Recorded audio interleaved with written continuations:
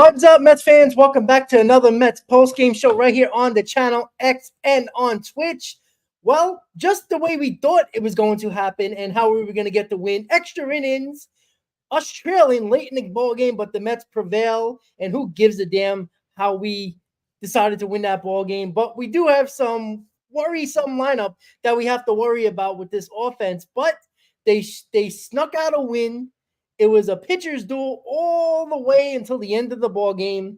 And Starlin Marte, that's right, Starlin Marte with the game-winning hit in the 10th. Mets win, 82-68. And some good news, Chris.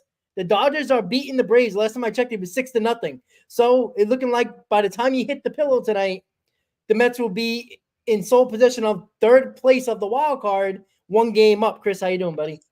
I'm doing well. I'm doing well. Everybody in the chat, please spam those W's in the chat. Oh, We got a nice, yeah, there you go, Rob. There you go, Rob. Spam those W's. I appreciate you all being here. Thank you so much. Listen, an ugly win, 100%. I was getting ready to rip my hair out of my skull watching this offense try to figure out Jake Irvin. But you know what? Mr. OMG himself. Who needs Grimace when you have OMG delivering for you in the clutch?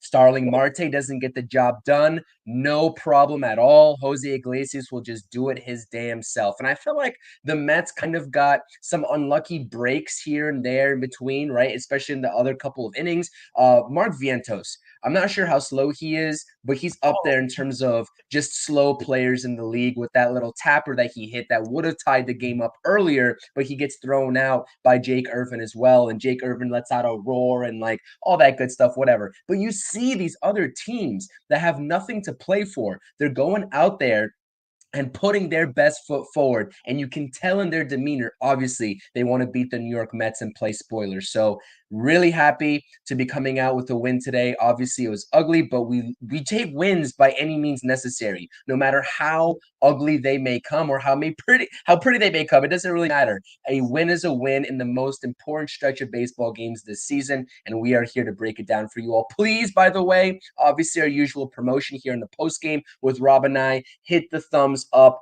on this live chat, my live chat and Rob's live chat. This is being dual streamed. Subscribe to both channels as well.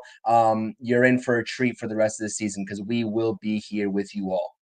absolutely. I mean, the viewership jumped from like 15 to like 120 just now. So, guys, welcome. Listen, it wasn't the way we wanted to win, but it's a win nonetheless. It was an ugly win, but you know what? This late into the season, I don't care how ugly it is very beautiful after the game is over and you have another W in the win. You have another check on that win column in game number 150 of the season. And listen, the Braves are looking like they're gonna lose. They're losing right now.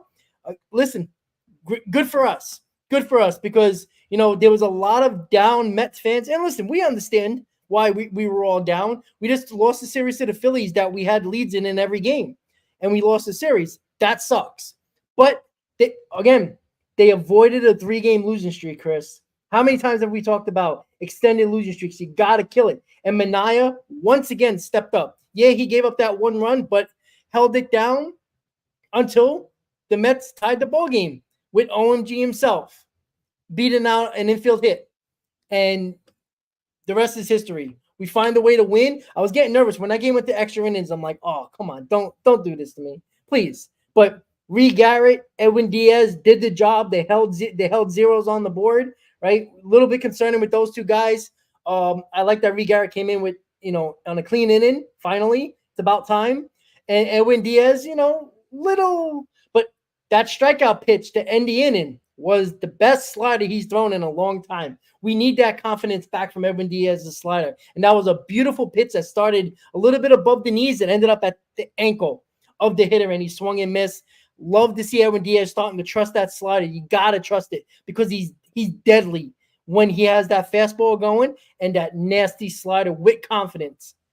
And the Mets pull out a victory. And listen, the injured Starlin Marte comes in late in the game, gets 2 at-bats. He grounded out on the first pitch, which pissed me off earlier in the game, but he gets the job done in the 10th. And we got to win. It was a well-rounded ball game except for the offense.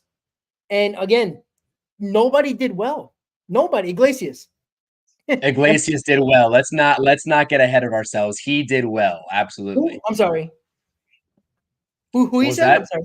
What did you say? Iglesias, Oh 100%. yeah, yeah, Iglesias. exactly. Yeah, Iglesias, and great. It's gonna come to the point where it's like this team is not gonna go very far if somebody doesn't step up. Like Vientos is what 3 for his last like 30 something, 35. I'm sorry, Alonso striking out like 3 times a game. Like Nimmo, can Nimmo get the ball straight in the air? He must have hit like 5 foul balls, home runs in like a week and a half at home. Yeah. Like it's just Let's crazy. let's talk about some positives though. I mean, this win is a win. Let's talk about some positives. Can everyone hear me okay? Can You're good. anyone hear me I okay? know. Okay, awesome. Some positives because I really want to not gloss over the fact that Sean Manaea again kept this team in the ball game on his back. I didn't get a chance to look at his pitch distribution tonight, Rob, but I'm assuming the sweeper there was going to be a heavy diet of the sweeper and obviously the four-seam fastball as well, or whatever sort of fastball variation that he throws. And it was funny to see me because at the point that he got taken out of the game, obviously the Mets didn't have the lead or they didn't even tie the game at that point. But for him to go back into that dugout and Luis Severino to greet him with the OMG celebration sign and then the starting 5 pitchers to gather around him, it's like, how can you go into that dugout and sort of look at the offense in the eyes and celebrate with them? It's like, go out there and do a damn job because I should be getting the win right now. But yeah, 100%. Sean Manaea, absolutely. And we also can't gloss over the fact that Jose Butto had a bounce back performance. And we can't gloss over the fact that Reed Garrett, to your credit, as you just mentioned, Reed Garrett. And listen, I didn't mean to cut you off, but the offense we're going to get to because the offense needs to be talked about, right? That needs to be talked about. But the pitching, first and foremost, we need to give them their flowers for holding this team in the ball game. Shout out to my guy Travis. I appreciate you. Thank you for the super chat as well. Make sure you go subscribe to Travis' channel. Great in-game live streams for the New York Mets and the New York Giants. But awesome stuff all around. Reed Garrett, you talk about good outs, fantastic clutch out. Not much clutch hitting, but clutch put away pitches by Reed Garrett. Everybody wants to sit there and complain, like you said, about Reed Garrett coming in terms of the mop-up duty and trying to bail out the other, I guess, bullpen guys and Danny Young and Jose Butto, right, in that Phillies series, and he doesn't get the job done. But he goes out there today, strands the runners, is just absolutely perfect. I mean, he really set up the walk-off in a really successful manner, and Edwin Diaz as well. They got the job done. They get the big outs, right? More often than not, in my calculation, when they really need it. So it's really up to this offense to step up. But what I also want to talk about as well before we get into some of the worst at bats that I've seen here, especially from the likes of a Pete Alonso, right, and a JD Martinez, who absolutely that last JD Martinez at bat, you can just throw it in the trash because it was absolutely garbage. But the late inning defense by Luis Angel Acuna was so very sound, right? And it might seem like routine ground ball after ground ball that he is covering and he's handling over there. But I'm telling you, I mentioned this in terms of my X account, and I tweeted this out months ago. If you look at his footwork on a freeze by freeze frame, he looks so much like, you know who I'm going to say? I would. Ordonez? No, Reyes? Jose Reyes. Jose Okay. Reyes. Defensively, he looks and his mechanics of it, the short arm, the way he rounds the baseball, it's beautiful to watch. It's fundamental, it's sound, and for the manager to go out there and trust in him, right? Yep. To be that late game substitution, he goes out there and makes some beautiful plays behind the pitchers that really need it. Awesome stuff, man. I just needed to point that out. Yeah, look, they're easy plays, but in that moment, to be as poised as he was and confident in just doing what he does best. We know he's very good defensively. In big moments like that, you don't know how these guys are going to react. and he just looked like another day in the office. And look, Mendoza trusting him tells a lot about what he's heard in the minors with the people they trust, the coaches in the minors from AA to AAA ever since they acquired him. Mendoza has to trust his coaches, has to trust the guys in the minors, telling them, listen, this guy can come in late in games defensively, because if he heard otherwise, he wouldn't have been in the game. So it's just an excellent, just poised kid, right? I know he's got the Acuna name, but he still has to prove himself. It's outstanding. And look, good job by the bullpen today. Good job by Acuna defensively, right? The Mets played, the defense played well. The pitching was good. And I think we do have to put some emphasis on the lineup as like a conversation, because if it wasn't for the pitching, and if the pitching wasn't good, we easily lose this game.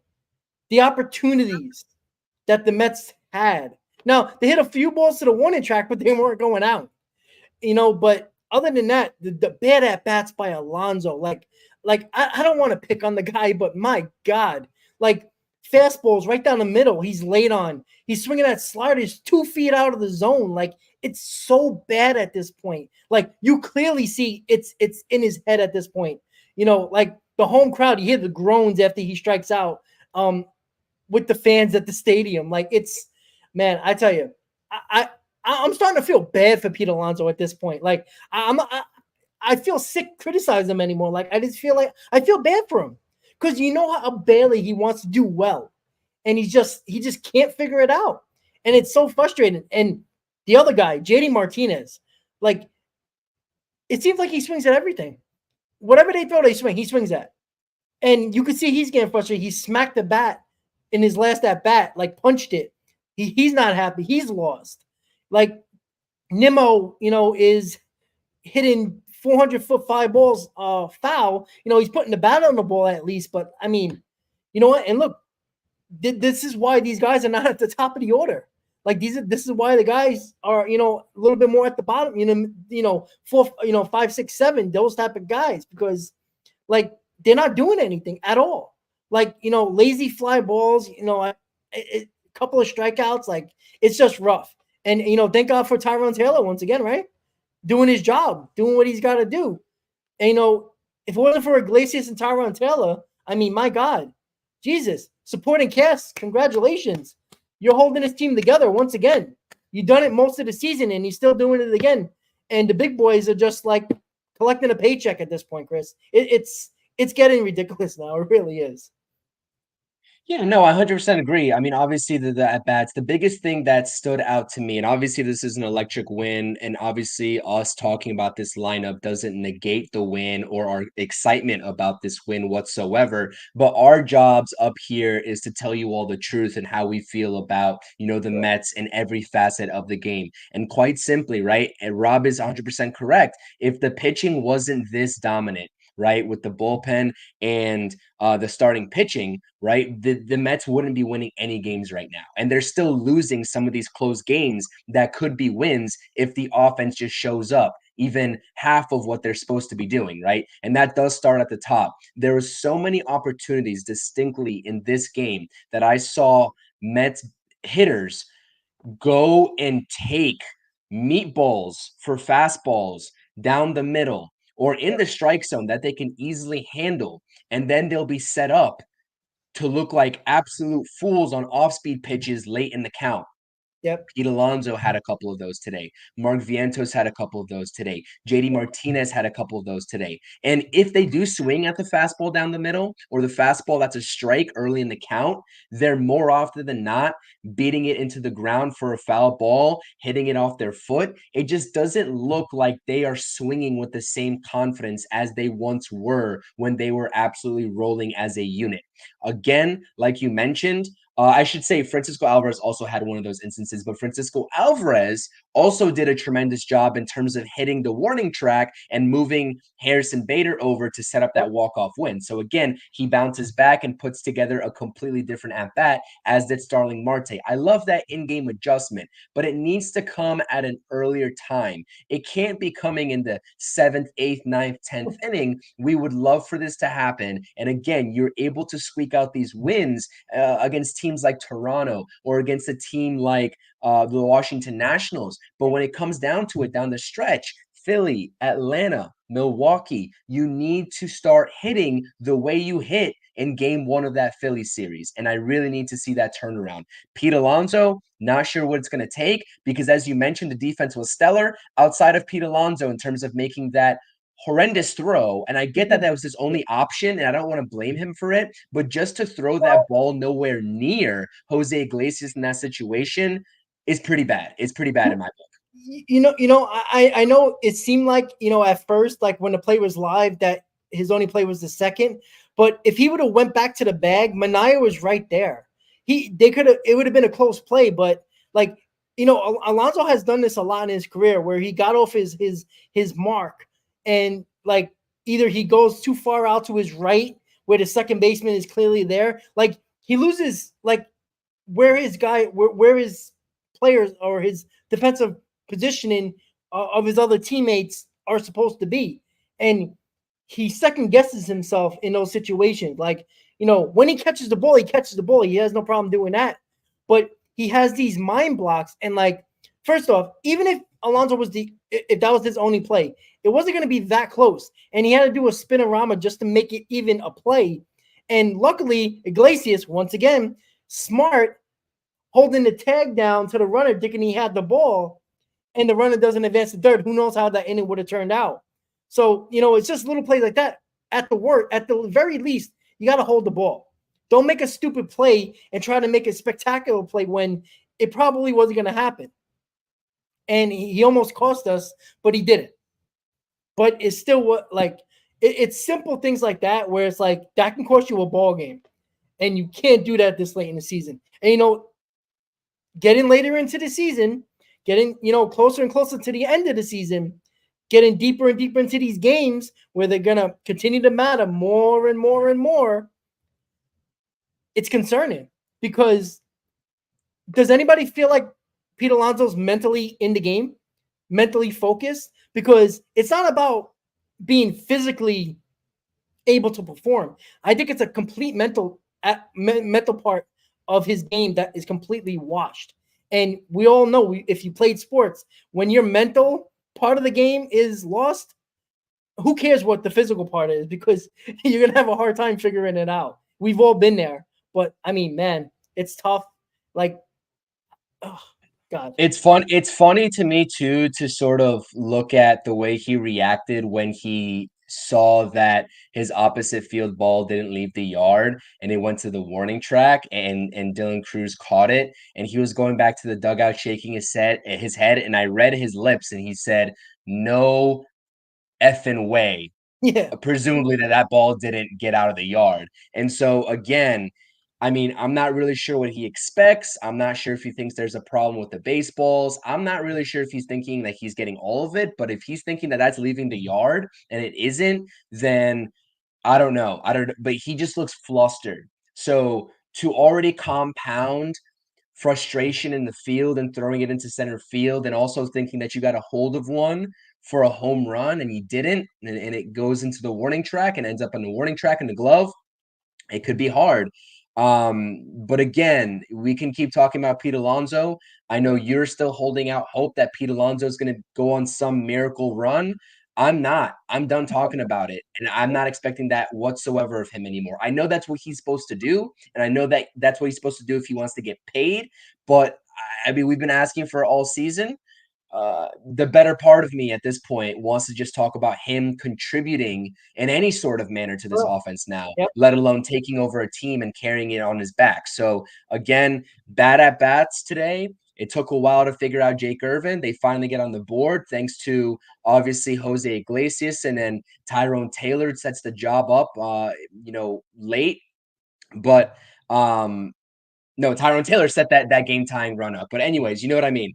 Yeah, it's the supporting cast has been huge for this team all season long, all season long. Without guys like Harrison Bader, Tyrone Taylor, right? Jose Iglesias again, that's been kind of like the supporting cast and now is the main piece of this offense, unfortunately. And we've kind of had to rely on that. They've been doing a tremendous job this season. And this core, I'm not sure what's going to have to happen for them to figure it out. But again, if the Mets want to solidify their playoff chances, and especially if they even want to go anywhere during the playoffs, should they make it there, these guys are going to need to wake up. And it's going to start with Pete Alonso. It's going to start with Brandon Nimmo, and JD Martinez at this point of the season is going to have to be in that equation too. And if it doesn't happen, then we'll have to live with that. But again, that's why these guys get paid, or that's why these guys want to get paid, and the production has to be there. Quick point here. I put in my live chat poll. I just tossed one up there because off the top of my head, I needed to put a live chat poll in there. I said, would you re-sign Sean Manaea right now? Like, don't even let him hit the open market in terms of after he opts out of this deal because he has the opt-out, the player opt-out. Would you sign him right now? Make sure you guys are going into my live chat and hitting that thumbs up and obviously voting in that live chat poll because I'm very curious what you all think. For me personally, I think he's a no doubt re-sign candidate, as is Severino. But I'm curious if the Mets kind of came out of nowhere and been like, all right, enough's enough. Here's your extension. Yeah, and he brought it up the other day. He was very honest. He goes, it's not going to take a lot for me to stay here. He likes it here. He talked about it. We haven't really heard Severino bring up anything contract wise. I'm not sure who his agent is. I don't know if it is Boris. It might be Boris. But with Sean Manaea, it seems like Sean Manaea loves it here. He's found a new success since Oakland, basically. As a starter. So yeah, I mean, get it done. I mean, why not? It's probably not going to take. He's going to get paid, but I don't think it's going to take a tremendous amount to re-sign him. And what is it? 5 days after the World Series, the Mets have exclusive rights to talk to that player that's a free agent from their team. So they got 5 days after the World Series, and then he becomes an unrestricted free agent. So we got time for Sevy and Manaea, but get it both done now because they both deserve it. They honestly both deserve it. You know what? That's one less, spot in the rotation that you have to fill in the offseason. I know that's, down the road, but if it solves a problem that we're going to have in the offseason, why not? They deserve it. Not saying that they're going to be as good as they were this year. We don't know that. I mean, we can't foresee the future, but I mean, they deserve it. And they've been outstanding. I mean, they've been better than anybody expected. I mean, we always liked the Severino signing, and we thought the Manaea signing was pretty solid. But for them to be pitching like aces for the most part, almost more than a half a season, it's been outstanding. And we couldn't ask for anything more from them. And you know what? I take this rotation to the playoffs. I tell you that much. How many teams can you say in the playoffs can have 3 starting pitchers in Manaea, Severino, and Peterson, which is kind of crazy. And if you even want to throw Quintana in there, who's been pitching extremely well, I mean, that's 4 guys right there. Name another team that has 4 starters that can be that good. Not many, if at all. So it's a great sign to have, but the offense got to start picking it up and helping these guys out because we're not going anywhere if this offense is going to continue to pull up 1 run. They haven't scored in 19 innings before they got that 1 run since the 3rd inning of since the 8th inning. Altogether it was 2 or 3 runs over a 19 inning span. That's crazy. I know. Look, the major guys, all of them are in a slump, and the Mets can't. They can barely survive multiple games in a row and win at the same time if those guys are not, at least 1 or 2 of them are not going, because the supporting cast can only hold on for so long. And they've been doing an amazing job, but the big guys at least got to, win a game for us. According to my math, I think it was, we talked about that streak in Toronto where they went 20 plus innings without an extra base hit before Jose Iglesias kind of snapped that with his pinch hit appearance.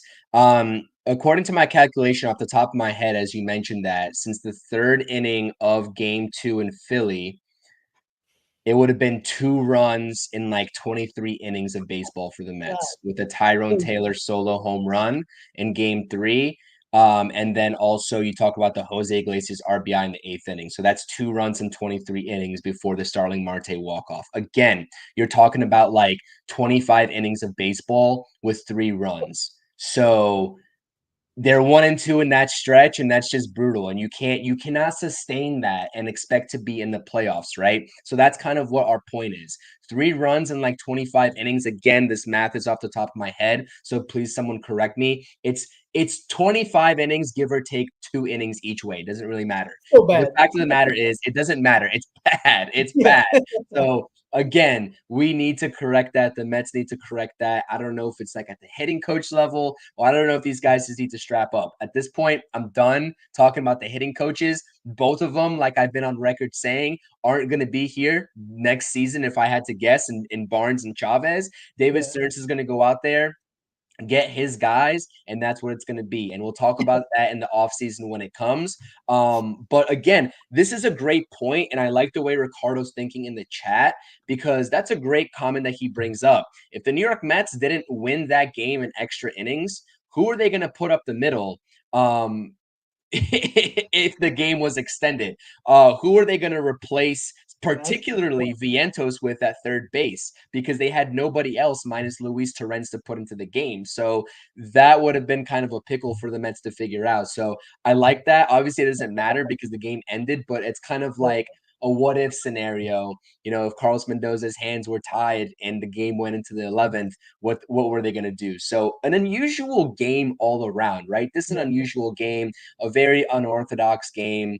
Obviously, the Mets rally late. It's a beautiful time because we're watching competitive baseball and we're getting wins while we're at it, and the Braves are losing.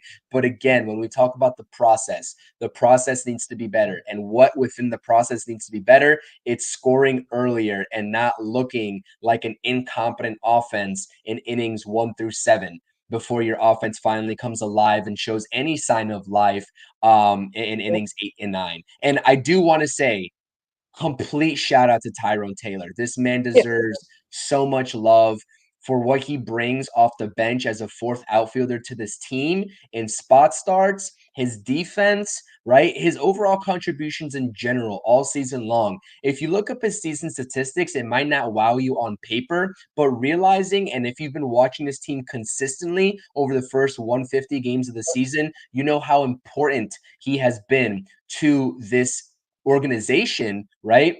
Yeah. And where this team is at right now, while not being an everyday starter. So I Yeah. just want to say that there's Absolutely. there's a lot of Mets players that deserve their individual props for what they bring. Yeah, and Taylor obviously came with Adrian Hauser in that trade from the Brewers, and Adrian Hauser was supposed to be the more productive guy in that trade, and ended up being Tyrone Taylor. And it's just the little things as well that he does. The really good defensive plays in the outfield.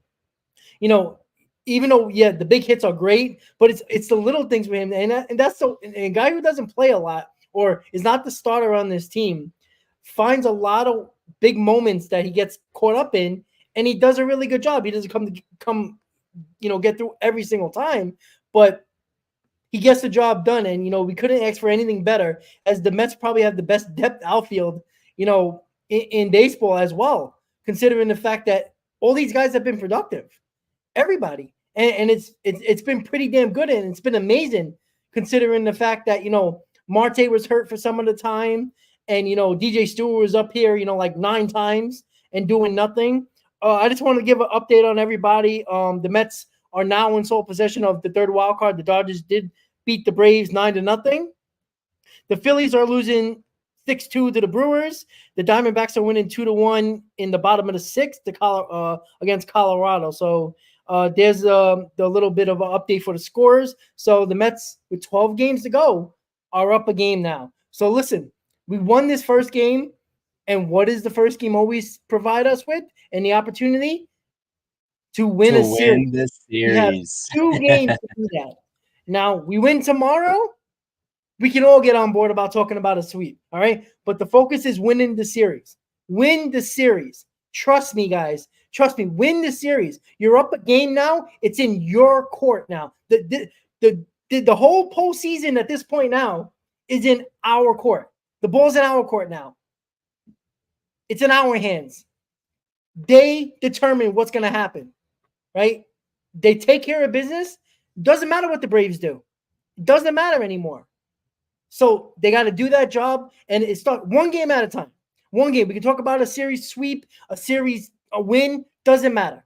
One game at a time, right? I think Hector, he says this almost every day when he goes on X. He says this, another day is another game and an opportunity to win.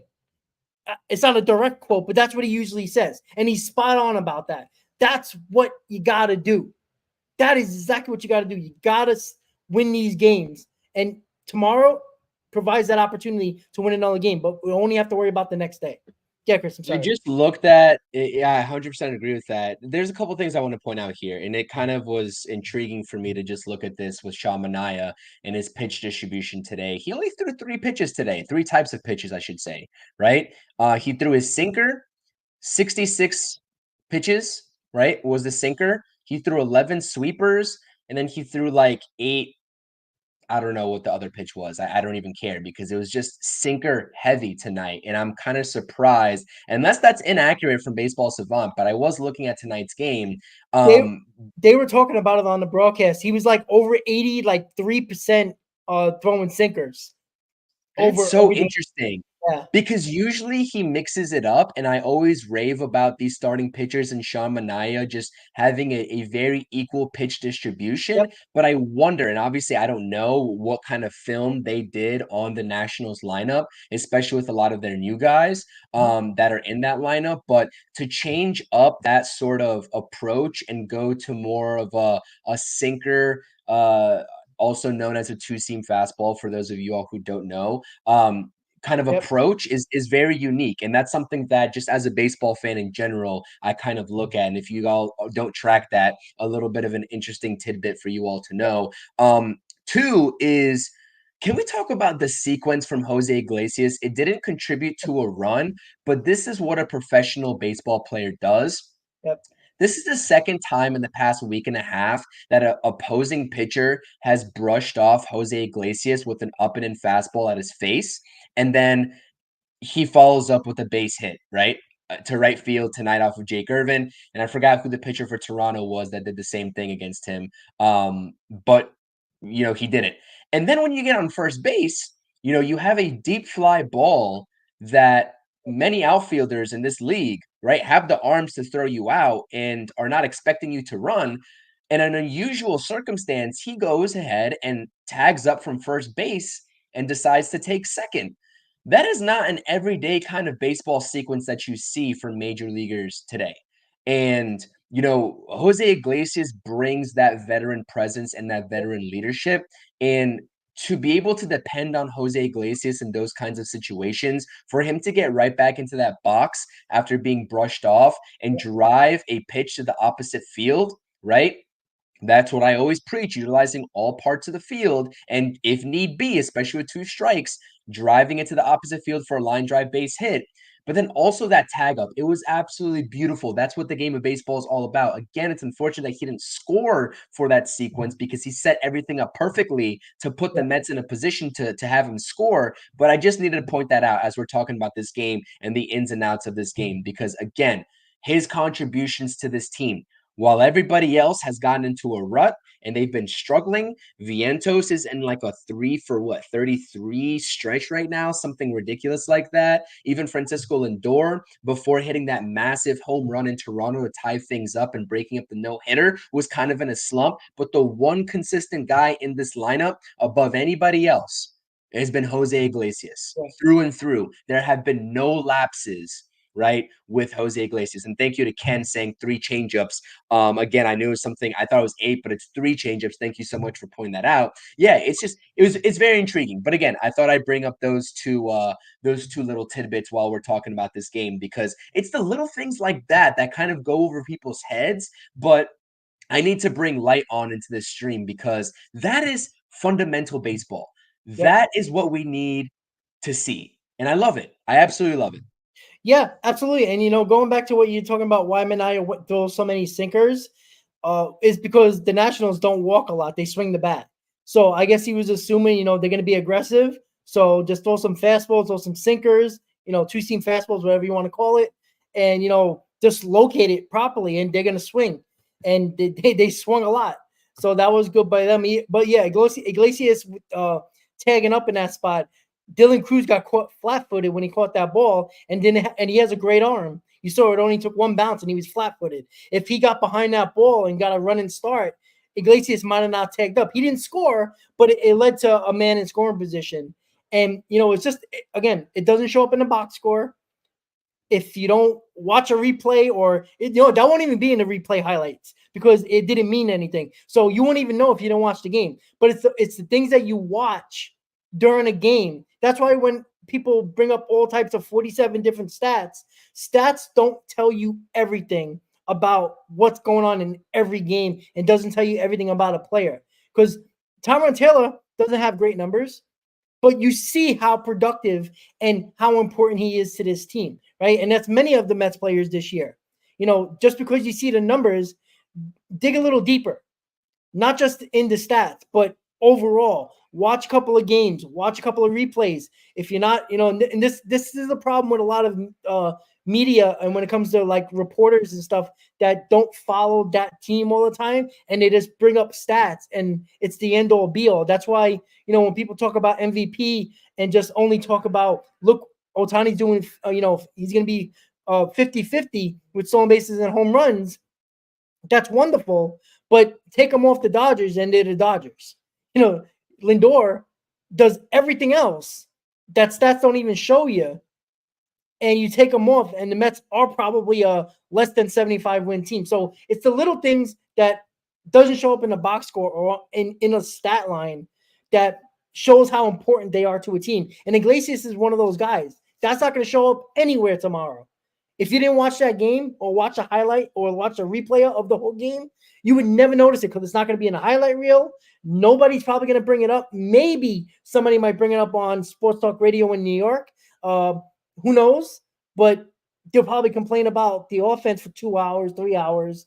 Even though we've complained about it and criticized it, we know we saw the little things, and a lot of people in the chat obviously did as well. And the little things get you to where the Mets are right now, because the big hits are beautiful and they're fun, and walk-offs are fun, but it's the little things that help this team. And listen, Iglesias, a storied veteran, right?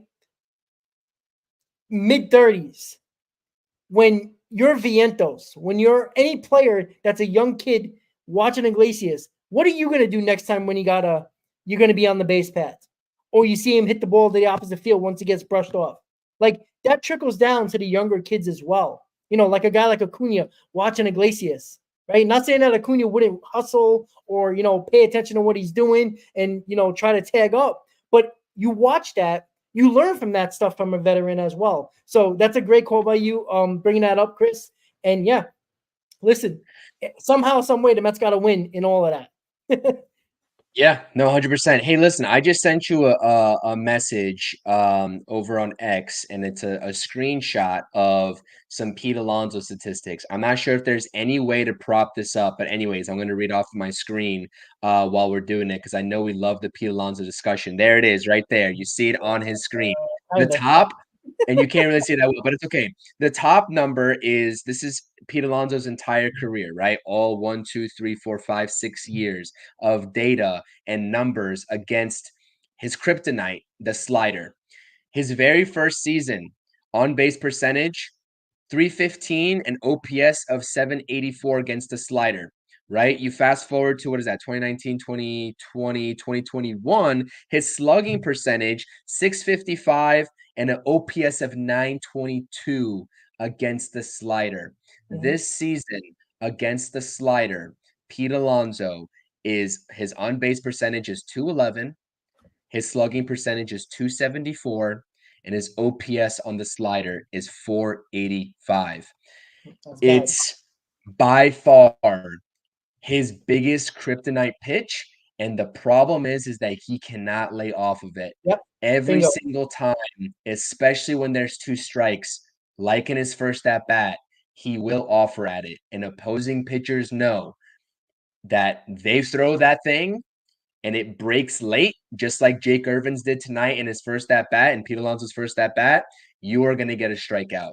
So, just a word to Pete Alonso and anybody seeing this, right? Especially if you're a Mets hitting coach, I don't know what you got to do, but every single ball you throw Pete Alonso in batting practice better emulate a slider because it's getting ridiculous at this point. And to see an OPS of 485 on a pitch that just last year you at least had a respectable 761 OPS against, Yeah. I don't know. I don't know where that kind of decline is coming. And that drastic of a drop off in just 1 year signifies to me that it's definitely not mechanical and that it's obviously in his approach. It's And his mind. also in just it's picking up the baseball, right? In his eyes and that kind of connection of seeing that spin out of the pitcher's hand. So just wanted to let you all know that. I wish I had that statistic show. I might honestly make a standalone video talking about Pete Alonso's kryptonite pitch being the slider. So anybody here, be on the lookout for that. Yeah, and it's been, when I just looked at it, it's getting worse and worse by the year. Like like the OPS went up a little bit, but it went down. But it's been going down, especially on base, and that's the key, right? When your kryptonite pitch, as you said, or the pitch that you have the most trouble with, when you start to lay off of that, and that's why, like with Pete Alonso, it's not just about the home run, right? It's or driving the baseball to score runs. When you're struggling, Pete Alonso seemed like he found a way to get his walks when they weren't throwing him what he was looking for to drive the baseball. Because he's not driving the baseball at a high peak like he usually does in his career, he's trying to force the issue. And that's why he's chasing those pitches. He knows what's coming. Like, how many fastballs do they throw him? Not many in an at-bat.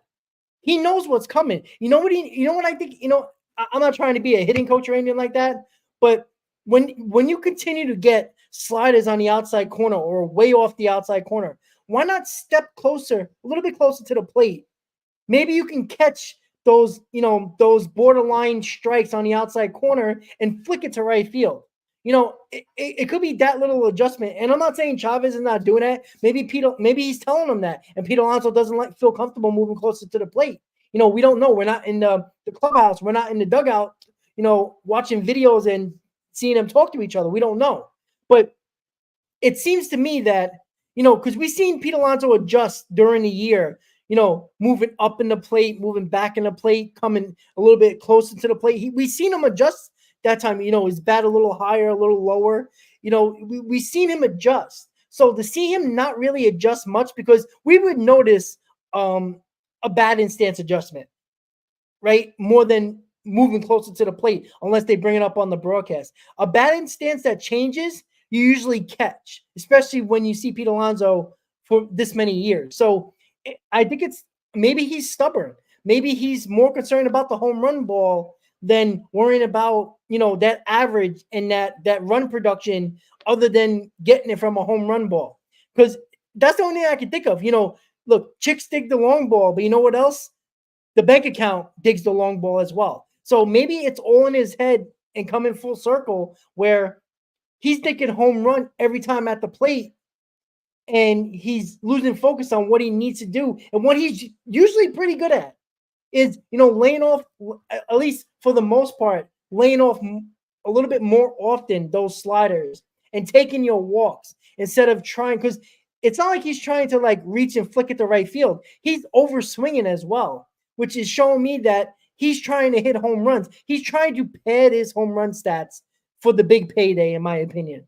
I know that's kind of silly to say, but it ain't the first time that a player has done that. And just because Pete Alonso's Mr. Nice Guy doesn't mean that he ain't thinking about his bank account and that home runs that all teams seem to look at. They don't care about average. They barely care about, most stats except for OPS and home runs nowadays. And that's what teams look at. Most of them, especially the big high analytical teams. So I just hope. And you don't know if Boris is getting in his head with that either. that could be a situation as well. But 12 games to figure it out. Who knows? I mean, it's not the first time we would have seen that. I mean, not at this bad of a pace or a stretch, I guess, and this drastic. But Michael Conforto did the same thing. But I see my guy Daniel Caps in the chat here. If you missed the pregame, Daniel, I didn't see you in the chat. If anybody's wondering, no, my bet today did not hit. It missed off one statistic in each category. I bet the player performance double, Sean Manaea 7+ strikeouts, and the Mets win by -1.5. And guess what? They only won by 1, and Manaea only got 6 strikeouts. So there goes my bet for the day. That's my betting being done Hey, whatsoever. you, Like you, ra- you completely. rather lose both bets than in a parlay getting one and not the other. That kind of annoys you a little bit more. Yep, yep. But yeah, I mean, that's really all I got. Obviously, it's not a pretty Yeah. win. We'll take it, obviously. Really want to stress the importance, though, at least personally speaking, like I could care less at this point what Pete Alonso does. I know he's the focal point at this point, and we keep talking about him every stream. I could go between now and the end of the season without mentioning Pete Alonso's name one time, and I'd be perfectly Unless it's content if the positive. Mets. What was that? Unless he does something big for us, then we'll Oh, talk. unless he does something big, of course. But like, as long as the Mets are winning ball games, that's my primary concern. Yeah. Really want the offense to just continue to take better at bats. Like, if they can move some of their at bats that they take late in the ball game to like the beginning of the game, that'd be fantastic. I love the late inning magic, but at some point, it's going to come back to haunt you. It already has at some points of the season, especially down the stretch here a little bit.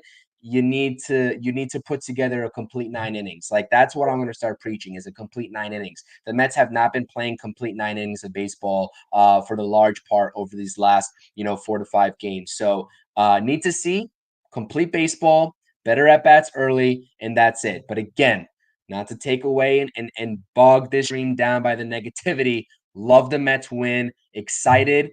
One game up on the Braves for sole possession of third place in the wild card. You love to see it. That's all I got, really. Correct. Absolutely. And the Mets get their 82nd win and move up a game ahead of the Braves as they lose to the Dodgers 9-0.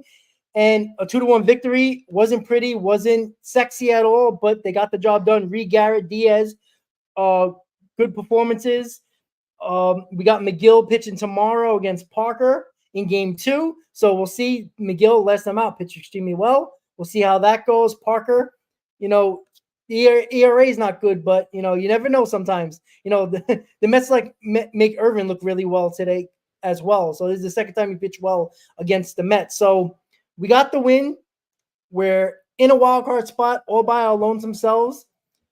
We're in the driver's seat, and we got to continue to step on that gas, and hopefully the Braves keep on losing.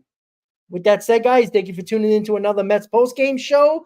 Subscribe to the channel. It's Chris's channel, my channel. If you're on X, hop over for a second. Click on that subscribe button on YouTube. And if you're watching on Twitch, welcome to the channel. And subscribe to Chris's channel and my channel as well as you hop over onto YouTube. Tomorrow will be another pre- and post-game. And if Chris is going to do that video about Pete Alonso and those stats, watch out for that as well. So with that said, guys, enjoy the rest of your night. Get some rest. It's a happy, positive sleep. Have a great night. Let's go, Mets, guys, and we'll see you tomorrow. Have a good night. Let's go, Mets.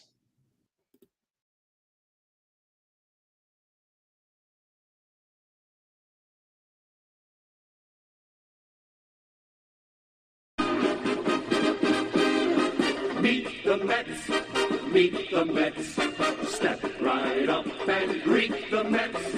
Bring your kiddies, bring your wife. Guaranteed to have the time of your life because the Mets